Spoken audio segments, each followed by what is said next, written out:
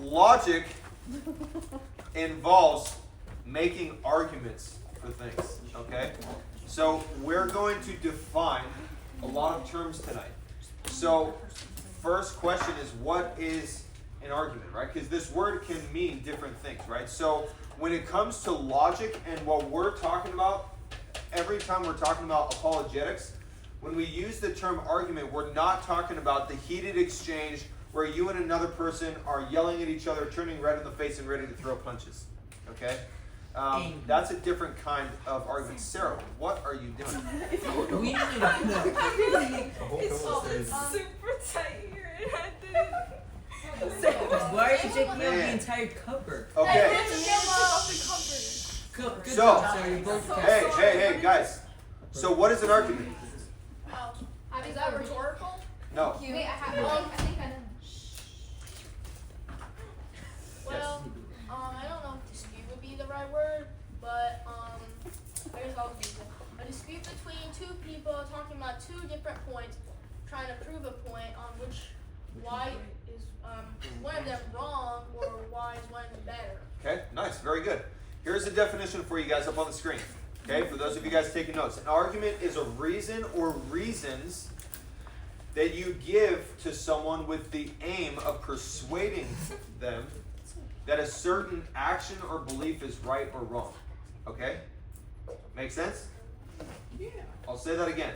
An argument is giving a person or people, giving them reasons, a reason or multiple reasons, and the whole aim, the whole purpose is to try to persuade them or convince them that, a certain action or belief is either right or wrong. Okay? So every one of us, we make arguments all the time. Right? We give people reasons as we try to persuade them about things like God's existence. Right? If you talk to an atheist at school and they say, I don't believe God exists, give me reasons why I should believe it, and then you proceed to give them reasons why you believe God exists, you're making an argument. Okay? If you try to reason with someone and convince them that a certain political view is right and this one over here is wrong, you're making an argument, right? You're giving them reasons of why you think they should believe this or that. Okay? Same thing with morality. If you're trying to say, hey, this action is morally good or evil, you're giving them reasons why they should believe that. Does that make sense? Yes. Does that make sense? Yes. Okay. So, we all engage in those kind of arguments all the time, right? So, an important thing for you guys to know is that an argument, you can see up on the screen, an argument consists of premises and a conclusion. Now, maybe you're thinking, what the heck are those? Okay, so let's start with the conclusion. All right? Every argument consists of these two things, premises and a conclusion. So a conclusion it's really simply, it's the point that you're trying to argue in favor of. Okay, it's the point that you're trying to get people to believe. Does that make sense?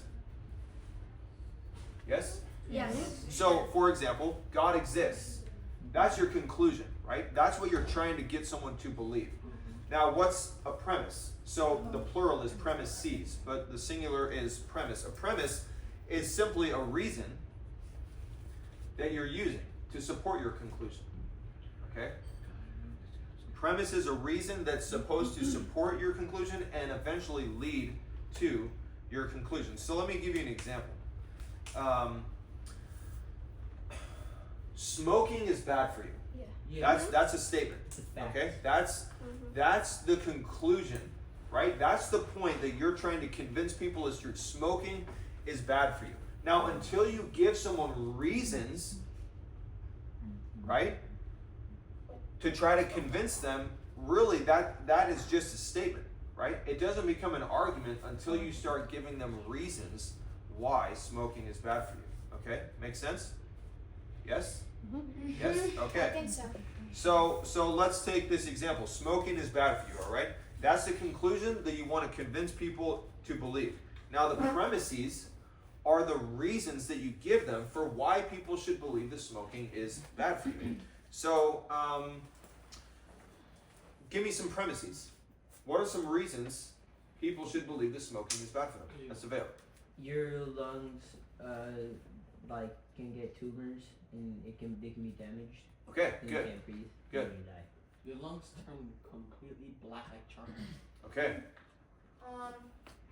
You could, well, kind of the same thing they were saying, as your lungs could be harmed, and that could lead to infections. It could be weakened, the defense, and that would be good. Or If you very stop severe. breathing. Okay. Nice. Yeah. You can slowly gain lung cancer, and that can affect the rest of your whole entire body, making you be able to breathe less, and that also will affect the rest of your body, hurting your kidneys and other areas that need that oxygen to flow through your body. Okay. Good. Vaughn. I don't know. Okay. I have another one. Yeah. Go ahead. So even some people say, oh, I don't breathe it into my lungs, I just do it in my mouth. It could also affect like your teeth. Like Oh your yeah, you can oral- get like For sure. gangrene. For sure. Okay. Now You listen. get Listen. cancer in your mouth. Those are all premises that you guys just gave. Those are all reasons that you gave as part of your argument to convince someone that what? Smoking is bad. Smoking is bad for you, right? That's your conclusion. Smoking is bad is your conclusion. It's the point that you're trying to argue for, to convince people to believe. All the things you guys just said, those are the reasons, those are the premises for why you are trying to get them to believe that. Does that make sense so far? Mhm. Yes? Okay. So when we're talking about logic, there's two different kinds of arguments that we're going to talk about. Okay? There's what's called inductive arguments. Ellie, you got your notes? Are you ready? Yeah. Okay. You have inductive arguments, and an inductive argument is an argument where the conclusion is probable, but it's not proven.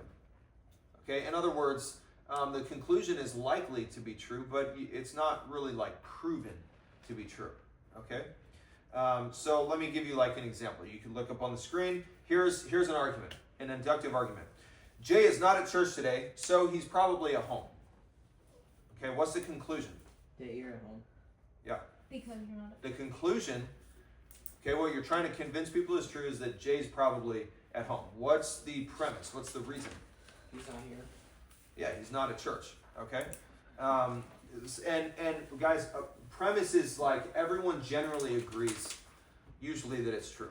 So you guys have all walked up and down the halls, no Jay. You've gone to the cafe, you don't see Jay. You've gone to the youth group room, you don't see Jay. So that leads you to conclude what?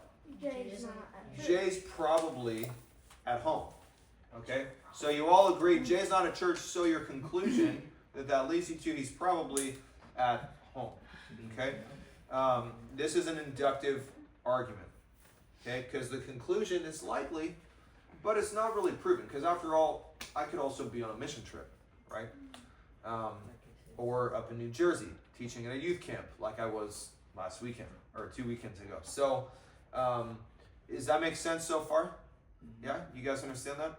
So if the conclusion is likely, then this is called a cogent argument. If it's not likely, it's just simply called weak. Then you have another type of argument called a deductive argument. You guys ever seen Sherlock Holmes? Yeah. Any Sherlock Holmes fans in here? Yes. Watson, I deduce. That was like a pathetic attempt at a British accent, but I didn't like warm up and practice earlier today, so sorry, Josiah. All right, so anyone know what deduce means? To serve. You're about to find out. To deduce means to arrive at a fact or a conclusion by reasoning. Okay? So a deductive argument, I'll put up on the screen for you, is an argument where the conclusion definitely follows from the premises. Okay? Now what's the difference between the two? What's inductive argument? Something that's probable. The conclusion's probably true, but it's not proven to be true. Whereas in a deductive argument, the conclusion definitely follows from the premises. So if the premises are true, the conclusion has to be true. Like smoking is bad for you? Because you have like evidence to back it up? It can be, yeah. And I'm gonna give you like some examples in a minute so you can kind of see what I'm talking about. So every deductive argument has at least two premises. All right, so let me give you an example. All right, everyone look up at the screen. So premise 1, all dogs are mammals. Premise 2, all mammals have hair. Therefore, the conclusion, all dogs have hair. What about bald dogs? Okay, They still have now What hair. about bald dogs? They still have hair. I want you guys to just think for a minute. Everyone look at the screen, and I want you just to think about this argument and how it's set up. Okay? Think about it for a minute. Read it, examine it, think through it. Now, remember, a deductive argument says that the conclusion definitely follows from the premises. So, question. Look at this argument right here. Does the conclusion definitely follow from the premises? Yeah. Yes. So basically, check it out. Look, if you take these two premises and basically put them together, you're going to end up with the conclusion. So think about it. All dogs are mammals, agreed? Yes. Okay. And all mammals have hair. Okay? Yes. How many of you guys have taken science class? What about a hairless cat? They still have Still have hair. They're called the hairless cat, but they're not completely hairless. How could they be They hairless? still have hair. All right, listen. Dogs. So, listen, guys. The conclusion, when you put those two premises together, you're going to end up with basically combining those two to the conclusion that all dogs have hair. Okay? So, does the conclusion definitely follow from the premises? Yeah. Okay, now maybe you're thinking, dude, why are we studying this? There's a spider. You're going to find out. Another one? Hey, it's just a daddy long one. Oh, that one, They're don't kill it. Yeah, That one won't hurt. That one's No, fine. don't do that. That one's Don't do fine. They're That one can go perfectly outside. Yeah, turn around. Turn around. Actually, I'm not gonna do that. Wait, I'm gonna use He my. won't bite. Hey, Don't kill guys, it, don't kill it. Guys, He won't bite. It's a. sit If down. you eat him, Just go put it That down. one won't bite. The other one was Josiah, sit down. bad. She's alone. Don't kill the I was dad. gonna do that. Esteban, I think you need new Don't socks kill the too. dad. Is it like an ABC? Yeah, just don't come near me. The what? the socks are more scary than the spider. Come on. Sorry, I can't hear because some people are being rude and interrupting. Yes. Say it again. Remember the A. James, what did I tell you? Go sit over there. Told you that earlier. Yes. You remember the AB thing? Isn't this kind of like it? Kind of. Kind of. Good question. Okay, so we use this is called the syllogism, okay? This is what you use a lot of times in deductive reasoning. So we actually use a similar argument for God's existence. So check this argument out up on the screen. Okay, premise 1. Whatever begins to exist has a cause for its existence. Everybody agree with that? Yes. Autumn, turn your phone off. I'm She copying took a down the picture note. of it. Why don't you just write it down? Because you're too fast. That is No, true. it's literally just been sitting here. Okay, I'll put up the slides later. Turn your phone off. So, what is this statement saying?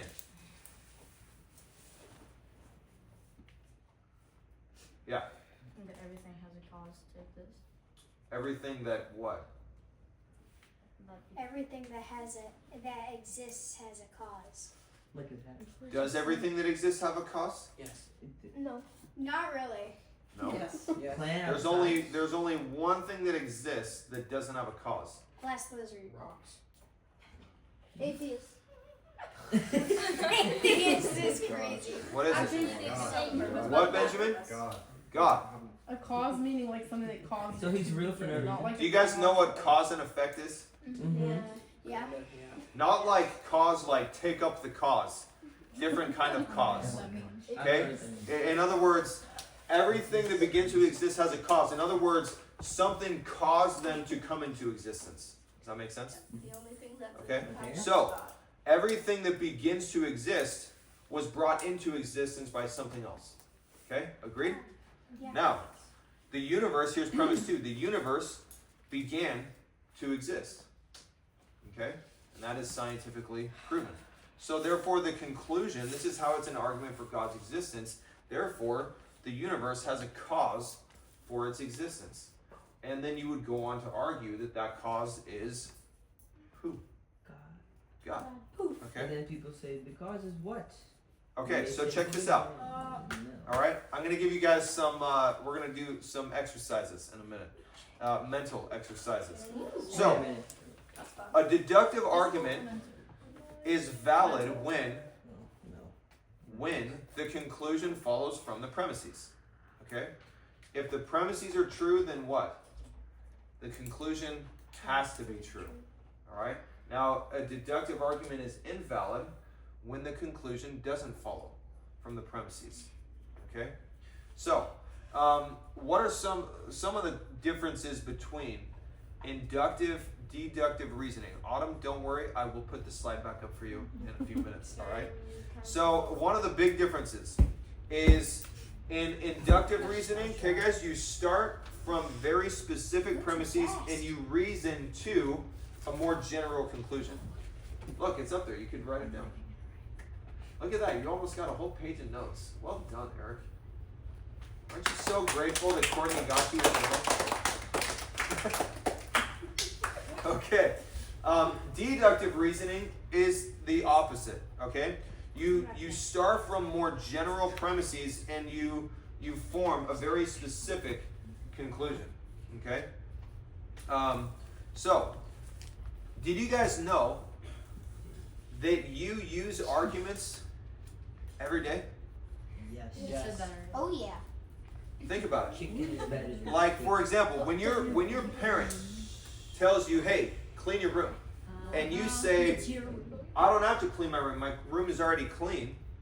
It's an argument. Okay, listen. That's the conclusion that you want your parent to believe, right? Though you should probably say it in a different way, like, dearest parent of mine, my room needeth not to be cleaned because Clean it. it is already clean. Clean it. Okay?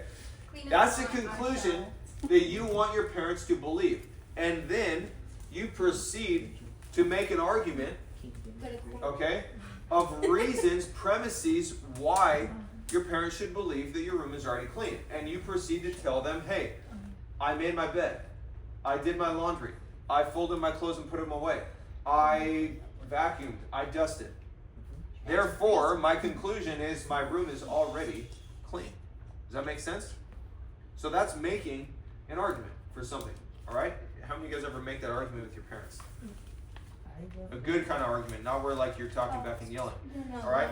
Or here, I'll give you guys another example. We did this for the last 4 months, guys, in youth group on Wednesday nights.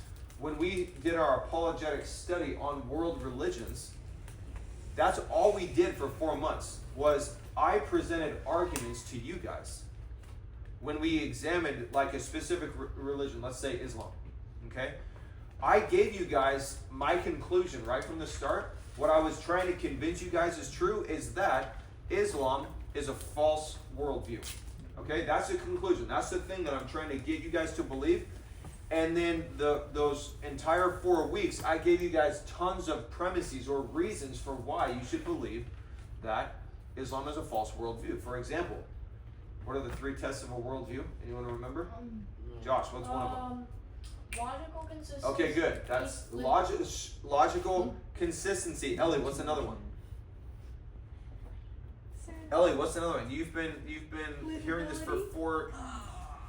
You cheater. Livability. Yeah. You cheater. What does that mean, Ellie? Don't. Are you serious?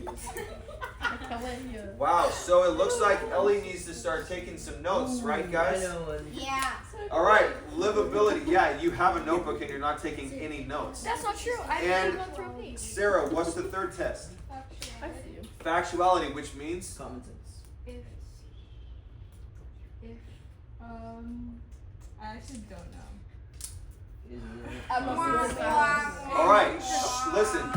So what I did was I gave you guys 4 weeks of giving you guys a bunch of reasons why Islam fails as a worldview. Do you guys get the point? And then we studied Hinduism and Buddhism and so on and so forth, and we examined. I gave a claim, a conclusion to try to convince you to believe that this religion, this worldview is false, and then presented you with a bunch of reasons why you should believe that. Okay? Make sense? Any questions so far? Oh, Yes. can you please go back to the other slide? Yeah, at the end I will.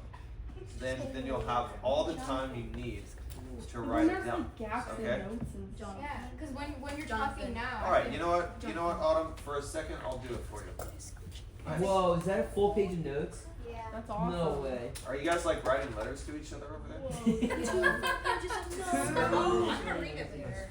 Well, then it was a little. Okay, guys, listen. Here you go, Autumn. There you go. All right, guys, listen. Why do we do that for 4 months? Why not? What was the purpose? It wasn't just to give you guys knowledge. Okay? You guys now need to take that knowledge. Okay, Autumn, now you're definitely off your phone because now you're not actually doing that. I mean, she was. Okay? I can Listen. prove it. She was showing you something. It was your face. So listen. Yeah, exactly. Your face is close to it. So the whole reason, guys, that we're studying this is for you guys not to just keep this knowledge to yourself. You guys know the Bible says that it makes it very clear that you guys, when you stand before God one day, you're going to be held accountable not only for the things you know, but what you do with that knowledge. Yes. Do you know that? So if you guys are being taught the truth, one of our responsibilities as Christians is to then share that truth with other people. So what are you guys doing with that knowledge? Are you using it for the glory of God? Are you just keeping it to yourself? Okay, one of the reasons we're studying this is to equip you to fill your mind with knowledge, but so that you can then go help others grow as well. Okay? Make sense? So, what are you doing with it? So let's do a few exercises. All right? And then we'll be done.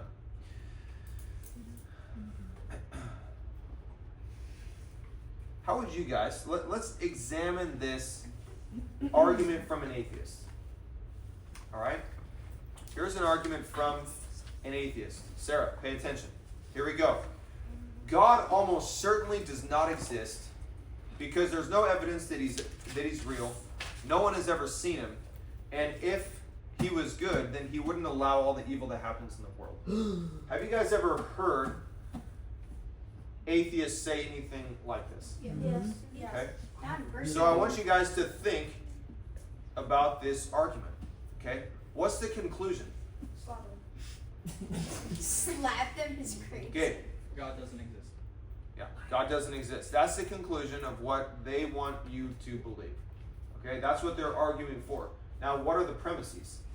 Name one of them. One of them is that if he was real and if he was good, he wouldn't allow all the evil to happen in the world. Okay, if he was good, he wouldn't allow all the evil in the world. Good. What else? What's another premise? No one has ever seen him, so he can't be real. Okay, no one's ever seen him. Good. And what's the third premise, Eric? There's only one more statement. All right, Paul, go ahead. There's no evidence that he's real. Okay. All right. Now I want you guys to think about this. How would you guys respond to that argument? So I have a specific one for the last one that I saw on YouTube one time. Okay. If people he wouldn't allow all the evil that happens in the world. Oh my goodness. Evil is just the absence of God. It's not him allowing it. It's him people doing free will. And why would he stop people from doing free will? And that's what they want to do. And that evil is just the absence of God. Like darkness is the absence of light. Okay. All right. Just because no one has ever seen him doesn't mean that he's not real. Also, that's not true. Moses saw him, which I guess they wouldn't believe since it's in the Bible. But then you can't see the air around you. You're still breathing it. Okay. Does the air not exist? Do you not need lungs to breathe? Feel the Okay. Holy Spirit. Okay. All right, Kelly. Even if God didn't exist, people would still choose to do evil. All right. He doesn't make them do it. Okay. That's what I said. Eric. Why would we waste our time writing the Bible if he didn't exist? All right. Okay. Well, they. So I want you guys look at the third point. Did you know that the third point actually doesn't have anything to do with whether God exists? Yes. It has to do whether or not God Good. is good. Okay? So some atheists will try to make that a point for whether God exists, but that actually is not a good argument for whether God exists. Now, some atheists will structure it a different way, but to say God doesn't exist because if he was good, he wouldn't allow all the evil in the world. Well, what we're really arguing about there is whether God is good or not. Okay? But yeah, you guys made some really, really good points there. Another important thing to do, guys, when you're arguing with people, like in a good way, not like the angry way, but when you're having an argument with people about truth, it's always important to do what is the one thing I tell you guys over and over and over and over again to do? Define your terms. Yeah. Define your terms, okay? And ask the person you're talking to define their terms. So look at this argument. What are some good questions that you should ask the atheist? Some terms to define that they're using here. I thought we were talking about whether God is real or not. Okay, so, but what are some terms here, some words that would be good to ask them to define? Evidence. Okay, Because all right. there is the Bible, so they gotta mean like what evidence, like history. Yeah. The wall, the stuff in the ground, archaeological. Yeah. Archaeological evidence. No, it's Yeah, not- that's really good. I don't even know how to That's say good. that word. That's good. How about the word good? Because if God was good, he wouldn't allow all the evil in the world. Well, what do you mean by good? Okay, you're talking about if he was morally good. Well, good by whose standard? Okay, then why should I use your standard of good? You shouldn't. I'm as if you were the atheist. You know, that's a question you can ask the atheist. Really? Like, why does God have to meet your moral standard of what's good? Why not my moral standard? And who is the ultimate standard for what's good or evil? You know what I'm saying? Or how about this word? Evil. What do you mean by that word evil? Because, listen, guys, most atheists, when they try to use the problem of evil argument in saying that God doesn't exist, they don't mean evil in the sense that when you and I think of evil. What do we think of when we use the term evil? Bad. The Yeah, demons something from the that's police. morally bad. Most of the time when atheists talk about this argument and they say all the evil that's in the world, they mean two things: pain and suffering. That's in their mind. They're not talking about like murder and stuff like that. They're talking about pain and suffering. So do you guys see why it's so important to ask people, what do you mean by this term? Ask them to define their terms. Otherwise, you guys are going to end up really confused and going around in circles, okay? So, a few exercises and we'll be done.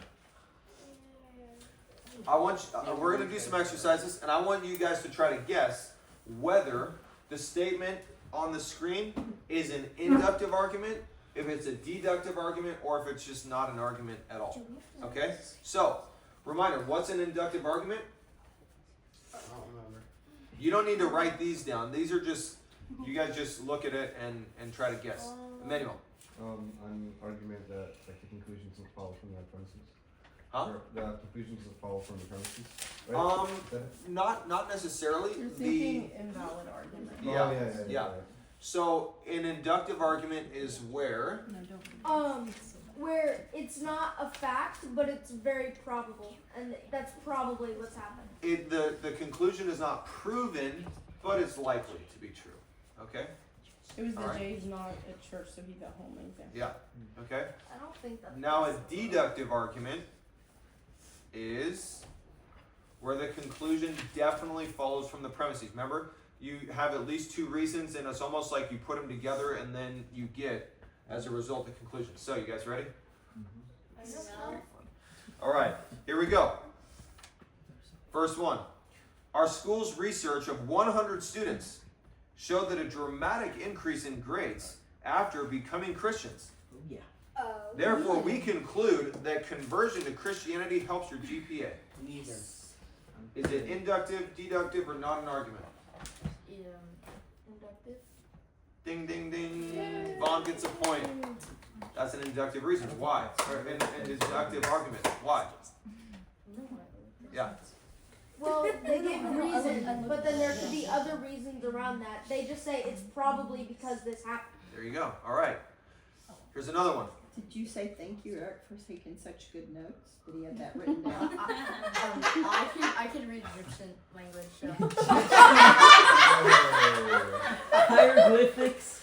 Nice. All right. All right. Next. There are no miracles. Jesus didn't rise from the dead, and there is no God. That's not an argument. There you go. That's just It's not an argument. That's just someone's opinion. Those are just a few statements someone makes. Okay, why is it not an argument, Naomi? Because they're stupid. Because they're making statements. Okay, but why else? What is They're lacking? not proving a point. They're not giving How does he any say that? premises or reasons Facts. to back up their claims. Okay? Now, if they said there are no miracles because nothing supernatural ever happens and there's never been, any evidence for it, they're wrong, but that's still an argument, right? Does that make sense? Yep. And then you would have to respond by countering it. Okay? All right, how about this one? Jesus said, I am the way, the truth, and the life. No one comes to the Father except through me. That's Say it. That's not an No, argument. it's a fact. Deductive. It's not an argument. Okay? You're just letting someone know something that Jesus said. A statement. Okay? How about this one? According to the Bible, all sinners need to trust in Jesus. And you are a sinner. So you need to trust in Jesus. Inductive. No, inductive. Huh? Deductive. Inductive. Deductive. It's Deductive. deductive. The one that's correct. Yeah, what he said. That is See, I a was right. deductive argument. I'm so sorry. Here's why. Okay, what's the conclusion? What are you trying to convince someone to believe? You need to trust in You need to trust in Jesus. Now, what are the two premises they give for it? Eric. Because you're doing sin. Okay, all sinners need to trust in Jesus. And what's the second one? You're a sinner. You're a sinner. So basically, can you see how if you basically put those two together, you end up with that conclusion? Okay, all sinners need to trust Jesus. You are a sinner, therefore you need to Trust Jesus. trust in Jesus. Can you guys see how that's a deductive argument? You kind of put the two premises together and you come out with, boom, the conclusion. How about this one? Gabe Parent is a Christian, and Christians don't know logic, so it's obvious that Gabe doesn't know logic. That's a fact. Deductive. Hey, wow, Gabe just happened to be here. That guy, you gave. Me? Gabe, how could you? Alright, what is it? Inductive. It's deductive. What, James? Deductive. It is deductive. It has a reason. Why? Because there's two Two facts. conclusions. There's two, whatever it is. Now listen, no. Listen. Correct. Inductive arguments can also have two or more premises, reasons, but why is this deductive? Doesn't have a conclusion. It never says that Gabe might not know logic or Christians might not be logical. Okay, but an inductive argument doesn't always have to say this might be the case. Think about it, okay? What's the conclusion? Autumn, what's the conclusion of the argument? What are they trying to convince you to believe? That because Gabe's a Christian, he doesn't have logic. Specifically, that Gabe doesn't know logic, right? They're trying to convince you. Gabe is trying to, no, just kidding. Someone's trying to convince you that Gabe doesn't know logic. Now, what are the two premises, the reasons they give for it? Yeah, he's a Christian. Okay?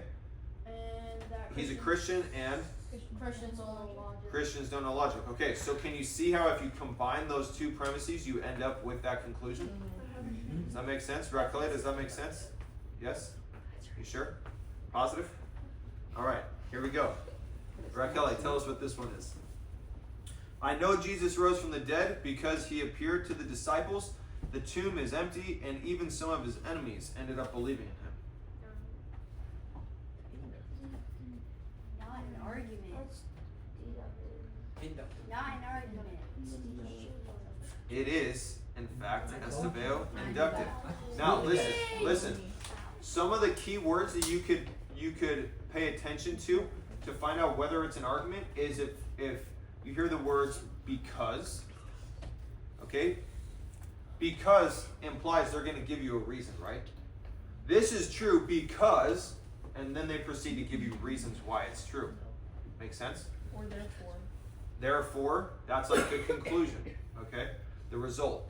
So, this is an inductive argument. They're giving you multiple reasons, but if you kind of put all of them together, it doesn't necessarily like force you to have that exact conclusion. Yeah. I just want to clarify for the kids in case there is any confusion that Jay isn't saying that like the conclusions are right or wrong depending on if it's inductive or deductive. Yeah. Deductive arguments can have false conclusions and bad reasons. Inductive arguments can have true conclusions, but if you were trying to argue this with somebody, you'd want to probably bulk up your reasons and give better reasons so that you can argue the true conclusion. Both inductive and deductive arguments are good, right?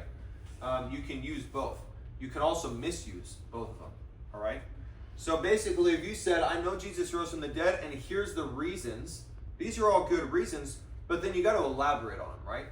Because the tomb is empty, all right? Well, is there any other possible alternative to the tomb being empty other than someone having risen from the dead and left the tomb? Yeah, Yes. for sure. But that's where we got to give good evidence of specifically why the tomb is empty. It's because Jesus rose from the dead, and there's a lot of good reasons for that, okay? How about this one? At youth group tonight, we had 15 homeschoolers, 10 kids from Boca High, and 8 kids from Spanish River High School. You missed that. And 1 kid from Madison. I'm from Madison. 2, 3, whatever. What about from Don Estridge? I don't care about Don Estridge. All right. So, what is this? So mean, yeah. I'm going to John Estridge. What is it? Not an argument. Not an argument. Why would you say it's not an argument? It's deductive. There's no premise. Actually, no, there is premise. You're not making an argument. You're just simply making a statement, right? We're just making a statement. This is what we have here. It's like saying grass is green. Okay? Yes, it's like saying grass is green. Yeah. Until you give reasons why grass is green, you're just making a statement. Okay, couple more. The Bible is historically accurate, and anything that is historically accurate is trustworthy. So, the Bible is trustworthy. Deductive. That's deductive. Why do you say deductive? Because okay, so it says anything. It's like anything is historically accurate. It's like a big box, and the Bible would fit into that because it's part of that landscape. It's just Okay. small, you know. Yeah, good. So, what's the conclusion? What's the conclusion of that argument? The Bible is trustworthy. The Bible is trustworthy. What are the 2 premises, reasons? It's historically accurate, and anything that is historically accurate is trustworthy. Okay, so if you put those 2 statements together, you come out with the Bible being trustworthy, right? All right, how about this one? Christianity is unique from all other religions. It is unlike Islam, Hinduism, or Buddhism. No, That's not. That's not an argument. Yeah, just 2 statements. No You're not giving any reasons to believe that. You're just making a couple statements. Okay? Make sense? All right. Last couple. Christians are the biggest idiots on the planet, and they're just a bunch of hypocrites who follow blind faith and love to judge everybody. Not an argument. That is just an emotionally charged several statements. Okay? That's not an No, argument. it's not actually an argument. They're just, They are they're just and me. probably an angry person. But listen, there's an important point I want to make to you guys. Sometimes, if you're a Christian and you hear someone saying this stuff, it can be really easy for us to become PMO.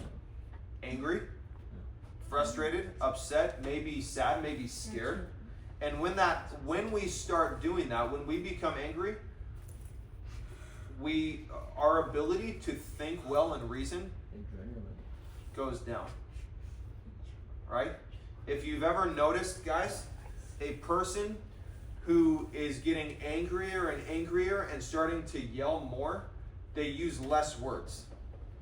And they can't think as quickly and as well because their anger is taking over, and they just can't think well. They'll use kind of the same words and fewer words, and we have to be careful that when someone says things that are maybe offensive to us, we got to keep our cool, and we can't let ourselves take it too personally, because then we can't think well to come up with a good response.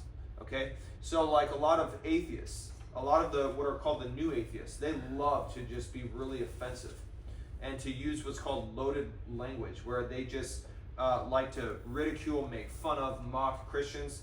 And it could be really easy to just get overly passionate, but then you kind of lose your ability to think as well, and then your arguments aren't as good. So that's where you got to keep your cool and think straight. Okay. Last one.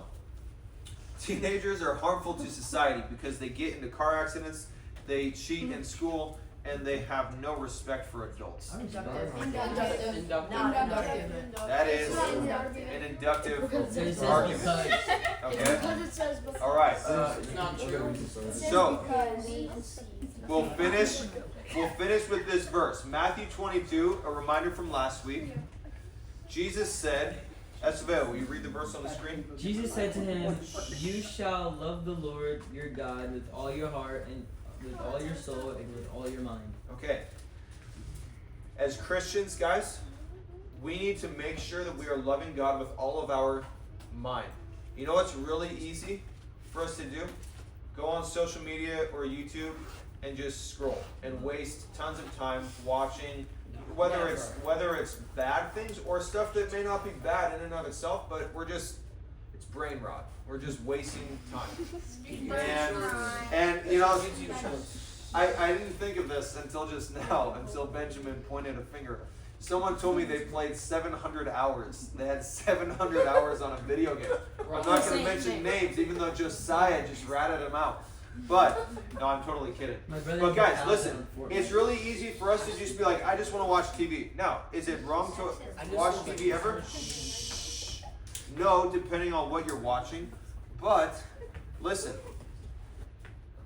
you have a responsibility to love God with all of your mind. So I want you guys to go throughout this week and ask yourself, what am I using my mind for?